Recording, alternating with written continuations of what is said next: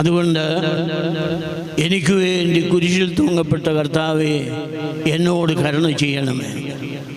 അപ്പം 4 നിർത്ത്. അതിൻ്റെ അർത്ഥം അറിഞ്ഞു ചൊല്ലാൻ നമുക്ക് കഴിയണ്ടേ? കുരിശുവരയുടെ സാരാംശം അറിയാമോ? സ്വർഗത്തിൽ നിന്ന് ദൈവം ഇറങ്ങി വന്നു, നെറ്റിയിൽ നിന്ന് നെഞ്ചിലേക്ക്, ഇടത്തെ തോളിൽ നിന്ന് വലത്തേ തോളിലേക്ക്, ഇടത്തേതിൻ്റെ മക്കളെ വലത്തേതിൻ്റെ അതാക്കി.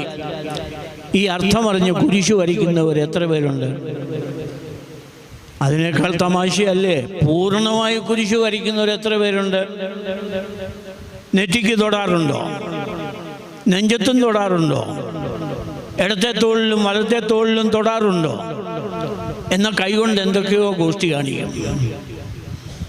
ഇങ്ങനെയുള്ള ആരാധനയല്ല ദൈവം പ്രതീക്ഷിക്കുന്നത്. നീ കർത്താവേ കർത്താവ്